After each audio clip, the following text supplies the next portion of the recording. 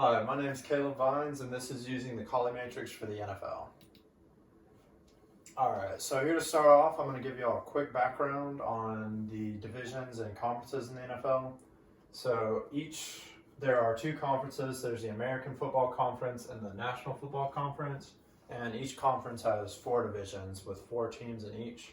You have the East, North, South, and West, respectively, in each conference. And yeah, that's pretty much it. All right, and for the regular season, there are 16 games. 6 of them are between division rivals, and they play each one twice.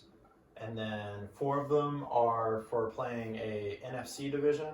Another 4 are for playing a AFC division, and then 2 are just 2 in-conference teams based off the previous season's record. All right, and here we have the postseason. There's a tournament called the playoffs, and it consists of 7 teams from each conference. The top 4 teams from each division are entered in, and then next is the top 3 non-division winners, and it's all based off wins. Each team is eliminated on a loss, and once there are only 1 team remaining from each conference, they play together in a game called the Super Bowl, and the winner is crowned champion. All right, and now we're moving on to Wes Colley. He was an astrophysicist, and he was also a really big football fan.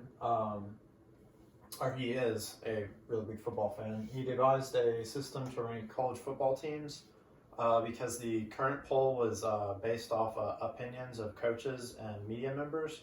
So what he ended up doing was, instead of using opinions, he decided to use linear algebra to rank them. And it gained so much popularity that it's implemented in the college ranking system today. All right, and here's a quick breakdown of the Colley matrix.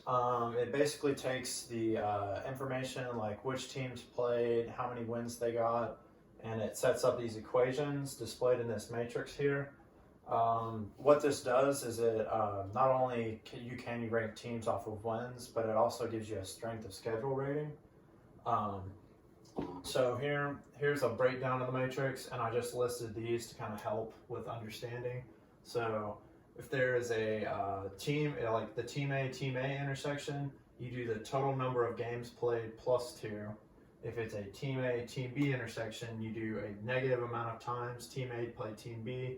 Same for Team A and Team C. And then going down to the Team B column, for Team B and Team B, you get the total number of games played plus 2, same as up here. And then so on and so forth until you get the whole matrix filled out. And then it's multiplied by the rating of each team. Basically what that is just a skill rating. So once you have the ratings for each team, you'll have a definite ranking.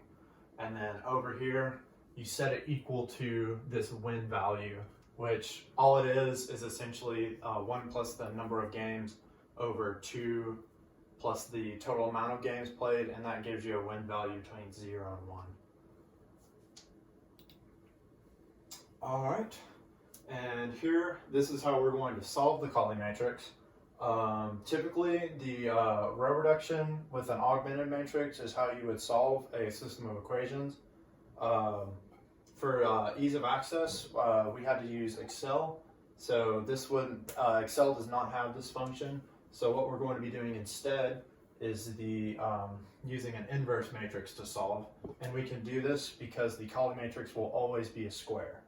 Colley actually recommends using the Cholesky method, but if you're using a computer, it's very fast and easy. If you're not, it's very confusing and complex. So I figured we would go with the inverse matrix method. All right, and here's going to be our example Colley matrix. So we have Team A, Team B, and Team C. For each of these arrows, it indicates, for the number of arrows, it indicates how many times they played, and the direction of the arrow indicates whether or not each team won. So the arrow from Team A to Team B indicates Team A winning. Here, Team C beat Team A beat Team C, and Team B beat Team C. All right, and here we go. So 2 plus 3 is going to be 2 plus the amount of games Team A played, and then 2 plus the amount of games Team B played, which was 2. And then here we have 2 plus 3, which is the amount of games Team C played. And here we have Team A and Team B only played once. They played Team C twice though, and then Team C played Team B once. And as you can see, it mirrors itself across the diagonal. But then we have the ratings of each team and then the win values. So Team A had 2 wins, so they're going to have 1 plus 2 over their total amount of games played plus 2. And to kind of just show you how this like works generally, I wrote out the first equation. So essentially you'll have the rating of Team A times the amount of games played plus 2 minus how good Team B was minus how good Team C was should come out with their win value. And that kind of shows how the strength of schedule part of this works, because if Team B and Team C were very bad, Team A's rating is going to go down. But if they were very good, it's going to go up and show that they actually deserve those wins.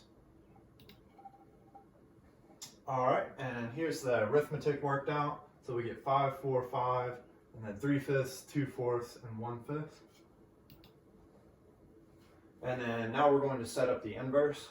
So here's the equation laying out how this all works. So we have ax plus b, and then because it's matrices, you have to make sure that the inverse is on the left so that it actually cancels out. And then you get x equals a inverse times b. And so here we're going to use this one as a, this one is x, and this matrice is b. And rearranging, we're going to have to take the inverse of this times the win rating matrix, and then that'll give us the ratings. All right, here is the matrix inverse. What we're going to do is use an augmented matrix with the identity matrix to do this. So that's all I'm doing is taking this matrix, augmenting it with the identity. And then from here, we're going to row reduce it, and that'll give us the inverse matrix, which is displayed right over there. All right, and now that we have A inverse, we plug it in, multiply it, and we get these values, which gives us a ranking of Team A at number 1, Team B at number 2, and Team C at number 3. And here's our example for the NFL. Seems like quite a lot of information, but as you can see, there's the middle row showing all the games, and then it's simply mirrored from side to side. You can also see there are boxes of -1s, and that's the, signifying the divisions that had to play each other. Also, close to the 18s, it's 2 for 2 times I played each conference team. The one big exception is with the Bengals and Dolphins. They are each 17. They had a tie this year, and the Colley matrix does not account for ties. So what I ended up doing was just striking the game from the record and computing it anyways. And here's the inverse matrix that I calculated with Excel, multiplied by the win rating of each team, and which gives us the ratings, and then I put the team names just so you could see. And now we're going to go into the analysis of it. So here, what I did, since this is trying to predict, I ran a playoff bracket using the Colley matrix, and if the team had a higher rating, I had them winning. And then here was the actual result of the NFL playoffs. As you can see, the AFC was predicted quite well. It only got 1 game wrong. The NFC, not so much. The really thing that threw a wrench in my plan was the Buccaneers, who had a kind of poor performance during the regular season and then really turned it on in the playoffs. All right, and then here, as you can see, the matrix had a 60% chance, which if it was just random chance, it did better than that because it'd only be at 50. I think this year is kind of an exception as injuries and COVID really played into really like the volatility of the league this year, as you didn't know whether or not key players were going to be missing during the regular season. As you can see, the Buccaneers, they had a new quarterback this season and did not have a preseason to kind of adjust to him. So they did kind of poor during the regular season, but as they kind of picked up steam, they became better and better, which the matrix only looked at wins and losses. So it kind of struggled to show that fact. Despite its flaws, the Colley matrix I think is a useful tool for prediction in the NFL, as it did do better than just random chance. I think it's better used as a reference, instead of a rule of law, as other things like injuries, outside factors also play into these games. But it definitely is a useful application to look at how it would play out. And here are my sources for each of the pictures, and then I also use Wolfram Alpha and help with row reduction and matrix multiplication. Thank you for your time.